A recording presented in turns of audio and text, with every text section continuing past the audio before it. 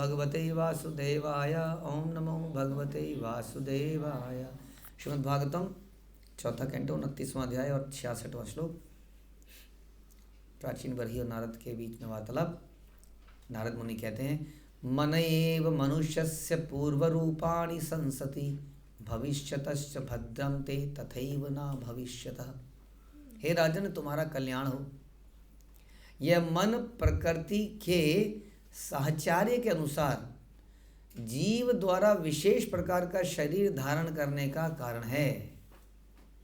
पहले बोलना जरूरी है, हे राजन तुम्हारा कल्याण हो, खुश हो जाए हो, क्योंकि आगे जो है थोड़ा ठोकना शुरू करना है। तो पहले भगवान तुम्हारा कल्याण करे, बड़ा खुश हो जाते हैं लोग, क्योंकि साधुओं की बातों में थोड़ा दम होता है, भगवान की कृपा हो जाती है। राजा तुम्हारा कल्याण हो। अब उसको ये नहीं पता कि कल्याण का मतलब क्या है यहाँ। कल्याण का मतलब सब निकल जाएगा। यह मन प्रकृति के साहचर्य के अनुसार जीव द्वारा विशेष प्रकार का शरीर धारण करने का कारण है। समझ में आया? तो हमारे कुछ विशेष प्रकार के शरीर है ना, यहाँ पर भी नहीं, तो वो विशेष प्रकार के कुछ प्रॉब्लम है कि नहीं हम सबके साथ? हाँ, क्या क्या है? एसिडिटी, कमर में दर्द, सर्वाइकल, माइग्रेन, ज़्यादा भूख लगना, कम न भूख लगना, ज़्यादा टॉयलेट जाना ही नहीं। हाँ, कई तरह की समस्याएं हैं। कहीं भी कर देना, वेट ही ना करना। हम लोग इतना मेहनत से टॉयलेट बनाते हैं, कई लोग जरूरत क्या है टॉयलेट बनाने। तो ये सब क्यों हो रहा है? ये सब है उस मन के कारण। आप सोच लीजिए, जिस मन की बात को हम हमेशा मानते हैं और इसको अपना मानते हैं, वही मन की कारण आज की डेट में ये समस्याएं हमारे साथ हैं। क्योंकि कह रहे हैं विशेष प्रकार के शरीर मिलते हैं। मनुष्य शरीर में भी विशेष प्रकार के अलग अलग प्रकार के शरीर मिलते हैं हम लोगों को। मनुष्य अपने मानसिक संगठन के अनुसार ये जान सकता है कि पूर्व जन्म में वो क्या था, कैसा था। बताइए जी, आप लोग सोच सकते हैं आपका मानसिक संगठन कैसा है? अपना अपना, दूसरे का तो बता ही दोगे आप। खासतौर पर पति पत्नी तो एक दूसरे का अच्छे से बता देंगे। तुम तो पिछले जन्म में यही रही होगी। क्या रही होगी?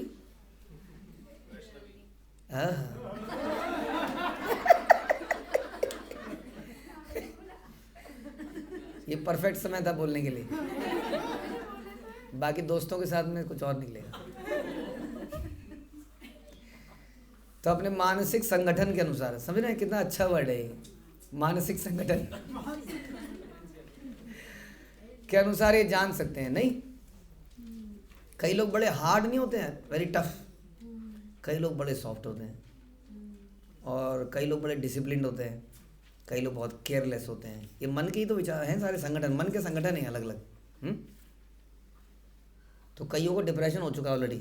4 डिग्री हो गया, मैं नहीं बचूंगा प्रभु जी आप। 4 डिग्री हो चुका है, नहीं अब नहीं सहन होता, खत्म है सब, बेकार है सब। हाँ, कई कह रहे हैं प्रभु जी परफेक्ट समय है जॉगिंग करने का, भागने का, दौड़ने का। भाग लो जितना मर्जी भाग लो, पसीना टपकेगा ही नहीं। मज़ा आ रहा है। तो अलग कई लोग इसी समय पर जाते हैं सीधा कश्मीर। बताइए ज़रा, बर्फ़ में, यही तो समय जाने का। तो ये मानसिक संगठन अलग हो गया कि नहीं? कई लोगों को भय लगता है, कई लोगों को ऊपर पहाड़ में ज़बरदस्ती कूदते हैं। तो इससे पता लगा सकते हैं कि हम पिछले जन्म में क्या थे। तो अलग अलग प्रभुपाद अक्सर बताते थे। बहुत एनवियस आदमी है तो ज़रूर सांप रहा होगा, बेमतलब में काटने की आदत है उसको, बस कहीं भी बहुत खट से काट के निकल लो। हाँ, इसी प्रकार से बहुत सारे शरीर। तो कह रहे हैं कि हम क्या थे, कैसे थे, और अब जो हम हैं, हमारा मानसिक संगठन जो हमने बनाया अभी तक भक्ति में आने के बाद भी, उससे पता चलेगा कि अगला शरीर हमारा कैसा होगा। समझ में आया कितना इम्पोर्टेंट है ये? तो अगला शरीर का रचना हम अभी से कर रहे हैं। प्रभुपाद कहते थे ऑलरेडी, समझ लीजिए जैसे जैसे हम कर रहे हैं हमारा शरीर यहाँ, भगवान कह रहे हैं ये यहाँ, अब यहाँ हर एक्ट के बाद वो कुछ ऐड हो रहा है कहीं पर, उसमें कुछ कैलकुलेशन हो रही है। उस कैलकुलेशन के आधार पर डिसाइड होगा अंत में आपके इतने मार्क्स आए, इतने मार्क्स पे ये वाला शरीर। इस प्रकार मन भूत तथा भावी शरीरों की सूचना देता है। बताइए जरा कितना इंपॉर्टेंट है इस मन को नियंत्रित करना, इस मन को भगवान की भक्ति में लगाना, क्योंकि यही सब कुछ करने वाला है। समझ में आया?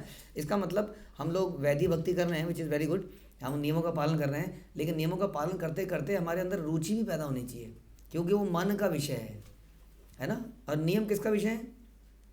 बुद्धि का। तो बुद्धि से हमें मन पर भी पहुंचना ही पड़ेगा, क्योंकि मन शरीर का निर्माण कर रहा है। बुद्धि हमारी आइडियलिस्टिक वे में काम करने का प्रयास कर रही है, बट उसका पर्पस है कि बुद्धि जब बार बार नियमों का पालन करवाएगी तो धीरे धीरे मन कंडीशनड हो जाएगा उस चीज़ को करने के लिए, और उसमें रुचि आ जानी चाहिए। बट 10 साल हो गए, 20 साल हो गए, 25 साल हो गए, 30 साल हो गए, रुचि नहीं आ रही है ना, भाव नहीं पैदा हो रहा है। क्यों नहीं भाव पैदा हो रहा है? कहीं ना कहीं हमारे प्रोसेस में कुछ समस्या है जो हम नोटिस ही नहीं कर रहे हैं, है ना। हम मैकेनिकल कर चुके हैं बहुत सारी चीज़ों को, और काम करना था मन से, भाव से, और कह रहे हैं उसी मन से शरीर का निर्माण भी होना है। तो इसका मतलब मन को तो हमें देखना ही पड़ेगा कि क्या आज भी मन मार के ही कर रहे हैं या मन के साथ में कर रहे हैं। शुरू में तो मन को मारना ही है चप्पलों से, झाड़ू से, लेकिन बाद में ऐसा तो भजहूँ रे मन क्यों बोला गया फिर? हाँ, जिस मन को चप्पल से मारना है उस मन को बोल रहे हो भज भैया तू भज। क्योंकि अल्टीमेटली उसको इस कंडीशन में आ जाना चाहिए आफ्टर फ्यू ईयर्स एटलीस्ट, नहीं, लेकिन अभी भी नहीं आ रहा है। तो हम ज़रूर कुछ अपराध कर रहे हैं, कुछ चीज़ें मैकेनिकल कर रहे हैं, और भाव नहीं डाल रहे हैं उसके अंदर, भाव नहीं दे रहे हैं उसको। कहते हैं ना भाव नहीं दे रहे तुम। तो इसलिए भावी शरीरों की सूचना भी यही देता है। मन मनुष्य के गत तथा भावी जीवन विषयक सूचनाओं को देने वाला है। जो मनुष्य भगवान का भक्त है उसे पूर्व जन्म में भक्ति की होगी। इसी प्रकार यदि किसी का मन अपराधी है तो पूर्व जन्म में अपराधी रहा होगा। इसी प्रकार मन के अनुसार हम जान सकते हैं कि भावी जीवन में क्या होगा। ऊर्ध्वम गच्छन्ति सत्वस्था मध्य तिष्ठन्ति राजसा। तो जो ये उसी का एग्जाम्पल है कि जो सात्विक लोग हैं वो कहाँ जाएंगे? ऊपर के लोगों में जाएंगे। राजसी लोग यहीं पे अर्थली प्लैनेट्स में रहेंगे, और तामसी लोग नीचे के लोगों में जाएंगे। यदि कोई मनुष्य सतोगुणी होता है तो उसके मानसिक कार्य उसे उच्च लोक तक ले जाएंगे। समझ में आया? ऊपर जाने के लिए हमें रॉकेट नहीं चाहिए, क्या चाहिए? अच्छा मन, शुद्ध मन, और विशुद्ध मन हो जाएगा तो सबसे ऊपर चला जाएगा भगवान के पास। जीव के भूत तथा भविष्य के जीवन उसकी मानसिक दशा से सूचित होते हैं। इसलिए बार बार हम ये कह रहे हैं, हमें ये सोचना पड़ेगा कि मेरे मन की स्थिति क्या है, मेरे मन में चलता क्या है पूरे दिन। वो किसको पता है? वो किसी को नहीं पता हमारे अलावा, हमें ही पता है वो। उसको ध्यान रखिए, क्योंकि वही आपका शरीर बना रहा है। नारद मुनि यहाँ पर राजा को कल्याण का आशीर्वाद दे रहे हैं। जैसे राजा को किसी वस्तु की इच्छा और इंद्रिय तृप्ति के लिए किसी प्रकार की योजना बनाने की आवश्यकता ना रहे। तुम्हारा कल्याण हो गया अब कल्याण, अब मेरी बात सुनो। हम कह रहे हैं अब सब कुछ बंद कर दो। क्यों? क्योंकि तुम्हें मेरे आशीर्वाद से सब प्राप्त हो जाएगा। ये प्रसाद है पूरे सर्वासा। अब बात सुनो, अब क्या है? अब क्या करो? गुरुमुख पद्म वाक्य चित्ते करिया। क्यों? क्योंकि एनीवे ये पूरे सर्वासा हो जाएगी, उसकी टेंशन मत करो। ये मतलब है इसका। इसलिए जो कह रहे हैं उसको सुन लो, ये बता रहे हैं प्रभुपाद। राजा भविष्य में श्रेष्ठतर जीवन प्राप्त करने के उद्देश्य से बहुत सारे अनुष्ठान कर रहा है। अब यहाँ पर इंपॉर्टेंट चीज़ है कि राजा बहुत इंपॉर्टेंट काम कर रहा है, कर्म कांड कर रहा है, लेकिन उसकी मन की स्थिति अच्छी नहीं है। तो कह रहे हैं तुम्हारे कर्म कांडों से तुम्हारा नेक्स्ट शरीर नहीं बनेगा, तुम्हारे मन के अनुसार बनेगा। उसी तरह से हम भी बहुत सारी तपस्याएं कर रहे होंगे अगर माना, लेकिन वो तपस्याओं से हमारा नेक्स्ट शरीर के बिल्डअप नहीं हो पाएगा यदि हमारा मन करप्ट ही रह जाता है तो। समझ में आया? इसलिए वी आर वेरी ईगर कि हर एकादशी क्यों ना निर्जल रखी जाए, क्यों ना चतुर्मास के पूरे 4 महीने में कुछ खाना खाया जाए, या वट एवर। गुड है अगर आप कर रहे हैं, नो प्रॉब्लम। बट इम्पॉर्टेंट चीज़ क्या है कि मन की स्थिति क्या है, मन में वैष्णव के बारे में क्या विचार है, हाँ, भगवान के बारे में क्या भाव है, कितना प्रेम पैदा हो रहा है, ये सब चीज़ें। तो यहाँ वही बता रहे हैं कि प्राचीन पर ही बड़े मेहनत अनुष्ठान करे जा रहा था। नारद मुनि चाहते थे कि वे सारे मनोरथों को त्याग दे, इन सब कामों को, ये सब शुभ सकाम कर्म को त्याग दे। जैसा कि पहले कहा जा चुका है, सारे देहधारी अपने मनोरथों के अनुसार स्वर्ग या नरक में जाते हैं और सुख तथा दुख मानसिक धरातल तक ही सीमित है। वे मन रूपी रथ यानी कि मनोरथ पर घटित होते हैं। आगे बता रहे हैं, जिसमें श्री भगवान के लिए अटूट निष्ठा है उसमें देवताओं के समस्त गुण पाए जाते हैं। लेकिन जो भगवत भक्त नहीं है उसमें भौतिक गुण पाए जाते हैं जिनका कोई वैल्यू, कोई मूल्य नहीं है। भक्त नहीं है लेकिन बहुत सदाचारी है। पॉसिबल है? हाँ है, मना मत कीजिए, बिल्कुल पॉसिबल है। हमने बहुत लोग देखे हैं जो हमारे भक्तों से ज़्यादा शांत सुशील हैं, शिष्टाचारी हैं। कई बार तो हम भी सदमे में पड़ जाते हैं कि ये दूसरे स्कूल के बच्चे ही प्रभु जी पता नहीं आराम से बैठे हैं, हमारे इतना उड़दंग क्यों मचा रहे हैं। हाँ, लेकिन वो कृष्ण भक्त नहीं है वो, इसलिए उनका सब जीरो हो जाएगा। हाँ जी, ये चाहे जो भी हैं, क्योंकि इनके साथ भगवान है इसलिए इनकी वैल्यू है, whatever they are doing. लेकिन ये बात आम भक्तों को भी समझ में नहीं आती है। नहीं नहीं, ऐसा नहीं है, बेकार है सब यहाँ पे। तो इस बात को मानना पड़ेगा। इसका कारण यह है कि वह मानसिक धरातल पर मंडराता रहता है और माया की चमक दमक के प्रति आकर्षित रहता है।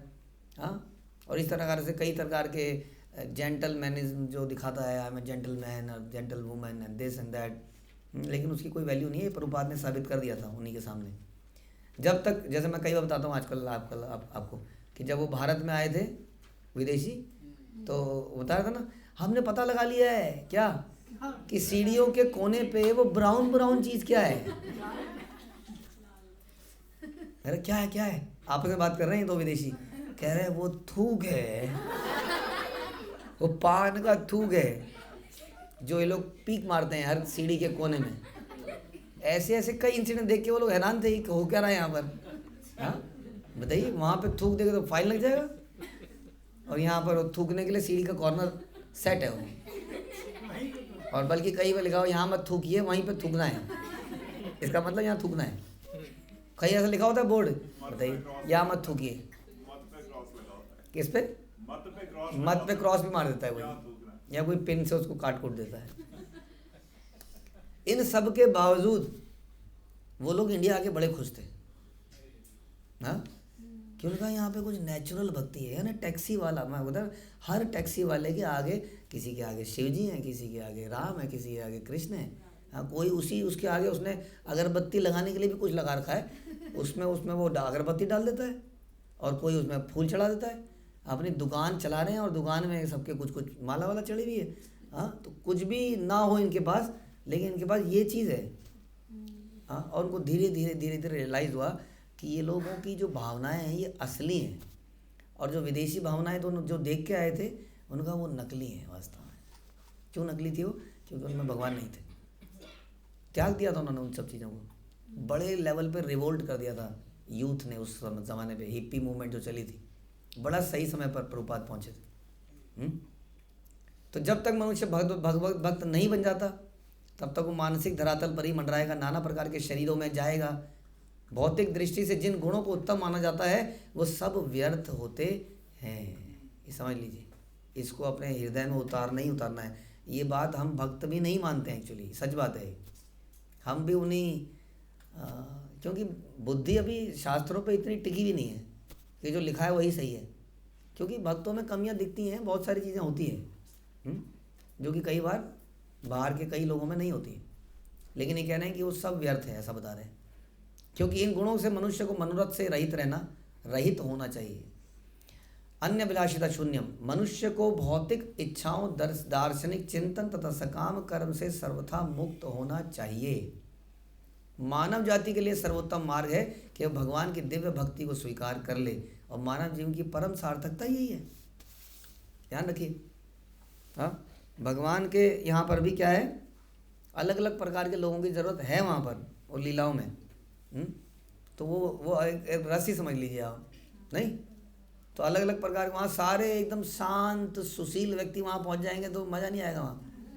तो ये भगवान ने जानबूझ के ऐसे जीवाणु रखे हुए हैं अलग अलग हम सब लोगों को, कि वहाँ जाके कुछ उत्पात मचाएंगे, कुछ करेंगे। हाँ, और फिर भगवान आएंगे, किसी को डांटेंगे, किसी को समझाएंगे कुछ चलता रहेगा वहाँ भी। हाँ, तो अलग अलग प्रकार के रस मिलते रहेंगे। हाँ, तो इस प्रकार का जो भी दिव्य गुण हैं, संसार के लोगों में दिव्य नहीं है, जो भी गुण हैं वो वास्तव में गुण व्यर्थ हैं। हमें क्या गुण अर्जित करना है सबको? कृष्ण भक्ति के गुण को अर्जित करना है। उससे जो भी वांछित गुण हमारे अंदर होने चाहिए वो आ जाएंगे, अपने आप आ जाएंगे। और उसके बाद भी कह रहे प्रभु जी वांछित तो नहीं आए सारे, इसका मतलब वही वांछित गुण है, भगवान वैसा ही चाह रहे हैं उस व्यक्ति को, आप क्यों बदलने का प्रयास कर रहे हैं उसको? हाँ, वो भगवान की भक्ति कर रहा है पिछले इतने सालों से। हाँ, आपके प्रभु जी सुधरा नहीं। हाँ नहीं सुधरा नहीं, वैसा ही चाहिए भगवान को, ये मानना पड़ेगा आपको। इसलिए वो भक्ति में आज भी टिका हुआ है। ज़बरदस्ती किसी को उखाड़ने का प्रयास मत कीजिए, हाँ, उसको अपनी भक्ति करने दीजिए। हरे कृष्णा। श्रील प्रभुपाद की जय। ग्रंथराज श्रीमद् भागवतम की